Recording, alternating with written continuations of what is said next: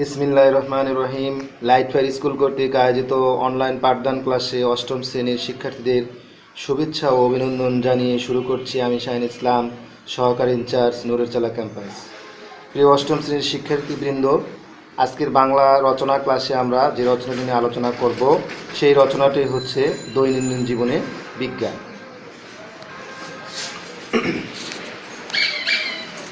দৈনন্দিন জীবনে বিজ্ঞান সূচনা। বর্তমান যুগ বিজ্ঞানের যুগ। আজ বিজ্ঞান আমাদের কাছে নিঃশ্বাস প্রশ্বাসের মতো অপরিহার্য।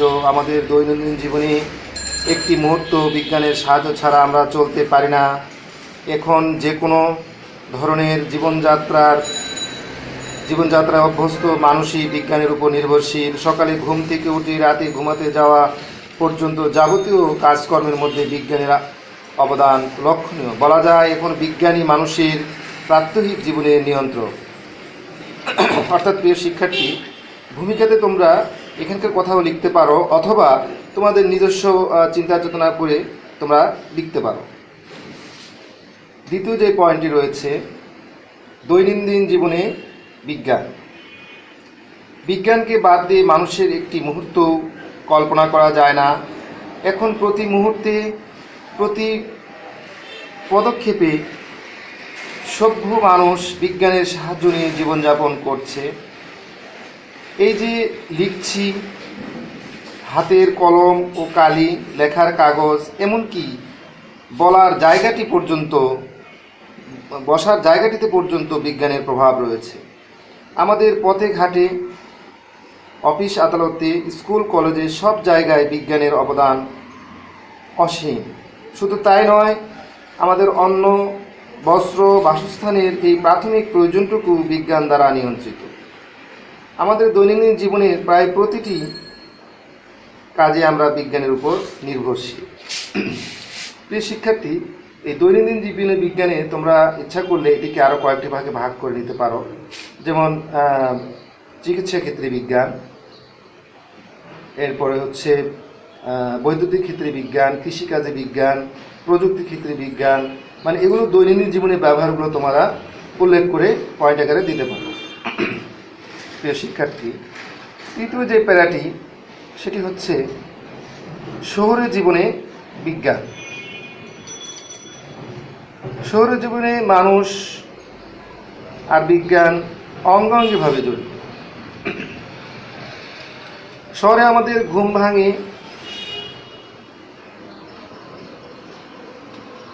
অ্যালার্ম ঘড়ির শব্দে।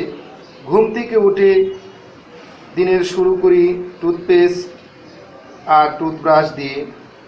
এরপর আছে সংবাদপত্র, তারপর গ্যাস অথবা হিটার কিংবা স্টোভে তাড়াতাড়ি রান্না করে খায়। রিক্সা, অটোরিক্সা, বাস, ট্রেন বা মোটর সাইকেলে চড়ে কর্মস্থলে পৌঁছায়। সিঁড়ির বদলে লিফটে উঠে অফিস কক্ষে যায়। Telephone, telegram, fax, email, internet ইত্যাদির সাহায্যে দূর দূরান্তে খবর পাঠায়। কম্পিউটারে কাজের বিষয়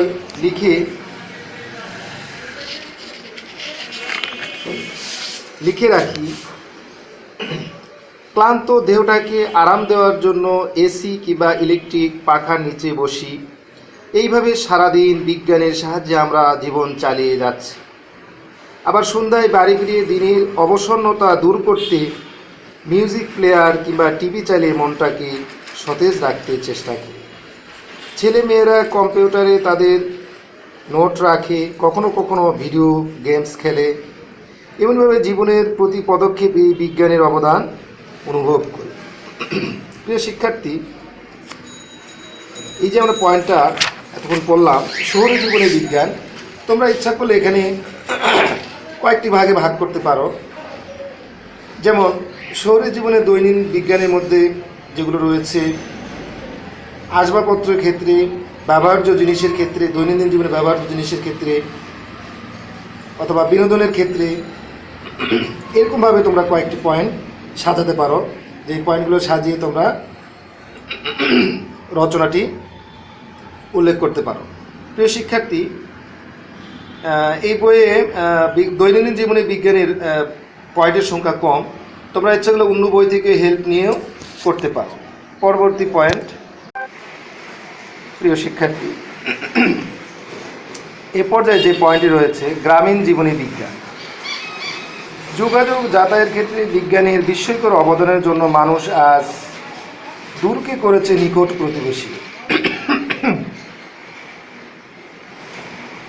বাস, রিক্সা, ভ্যান, সাইকেল, মোটর সাইকেল সবই এখন গ্রামীণ জীবনের অংশ। ফলে বিজ্ঞান শহর জীবনকে অতিক্রম করে পৌঁছে গেছে গ্রামে। বর্তমানে গ্রাম্য জীবনেও বিজ্ঞানের উপর নির্ভরতা বেড়েই চলছে। Toothpaste, toothbrush, TV, radio, mobile phone, torch, snow, সাবান, পাউডার, আয়না, চিরুনি, রাসায়নিক সার, ইলেকট্রনিক দ্রব্য, কীটনাশক দ্রব্য, ট্রাক্টর ইত্যাদি এখন গ্রামীণ মানুষের দৈনন্দিন জীবনের সঙ্গে মিশে গেছে। শহরে মানুষ যেমন নিজেদের জীবনযাত্রাকে সহজ করতে বিজ্ঞানকে নিত্যসঙ্গী করেছে, তেমনি গ্রামের মধ্যবিত্ত উচ্চবিত্ত মানুষের জীবনেও ইলেকট্রিক হিটার, রান্নার gas, pressure cooker, fridge, washing machine ইত্যাদি অপরিহার্য হয়ে উঠেছে। প্রিয় অষ্টম শ্রেণীর শিক্ষার্থীবৃন্দ, তোমরা গ্রামীণ জীবন বিজ্ঞানকে এটাও তোমরা কয়েকটি ভাগে বিভক্ত করে তোমরা লিখতে পারো, যেমন যোগাযোগ যাতায়াতের ক্ষেত্রে, প্রযুক্তির ক্ষেত্রে, তারপরে এটার ক্ষেত্রে যে আমরা দৈনন্দিন যে ব্যবহারগুলো, সেই ব্যবহারগুলো তোমরা উল্লেখ করবে। প্রিয় শিক্ষার্থী, এ পর্যায়ে তোমরা এখানে আরেকটা পয়েন্ট দিতে পারো, দৈনন্দিন জীবনে বিজ্ঞানের প্রয়োজনীয়তা।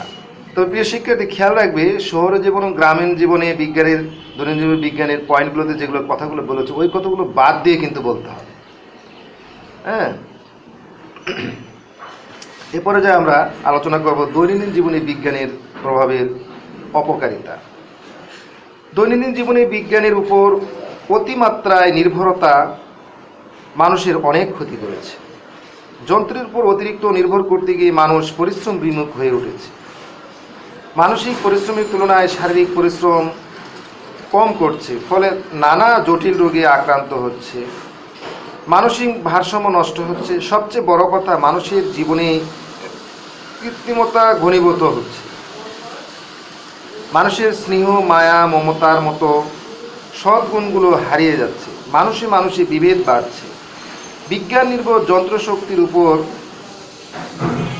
অন্ধ আস্থা স্থাপন করতে গিয়ে মানুষ যান্ত্রিক হয়ে উঠছে। প্রিয় শিক্ষার্থী, এই অপকারিতাটা তোমরা আরও কিছু কথা এখানে উল্লেখ করতে পারো, যেমন এই দৈনন্দিন জীবনে এটা ব্যবহারের ফলে বিভিন্ন রোগ জীবন তো আছেই, এবং ছোট ছোট ছেলে মেয়ে তারা বিপদগামী হচ্ছে বিভিন্ন ভায়োলেন্স মুভি এগুলো দেখার পরে, এই কথাগুলো তোমরা উল্লেখ করতে পারো।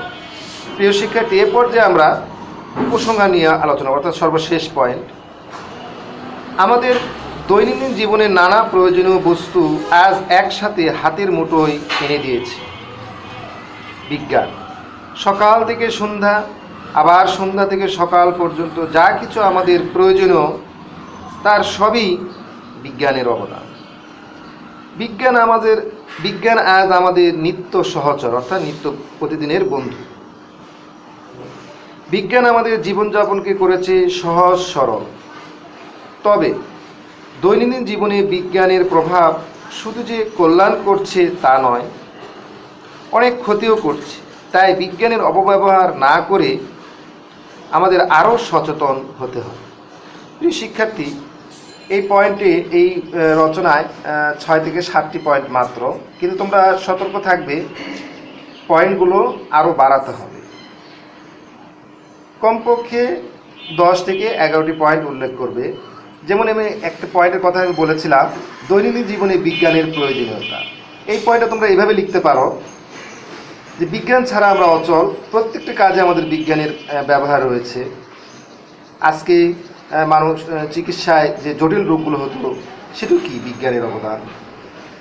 কৃষকরা যে মান্ধাতার আমলে লাঙল দিয়ে চাষ করতো, এখন তারা প্রযুক্তির ব্যবহারের ফলে কৃষি উৎপাদন বেড়েছে, খাদ্য পরিমাণ বেড়েছে। প্রিয় শিক্ষার্থী, এইভাবে তোমরা আরও কিছু বাড়তি পয়েন্ট উল্লেখ করব। তো প্রিয় শিক্ষার্থী, আজকে আমরা এই ভিডিও ক্লাসের একবারে সর্বশেষ পর্যায়ে চলে এসেছি। তোমাদের সর্বাঙ্গীন সুস্বাস্থ্যতা কামনা করে আজকের মতো এখানেই বিদায় নিচ্ছি। আল্লাহ হাফেজ।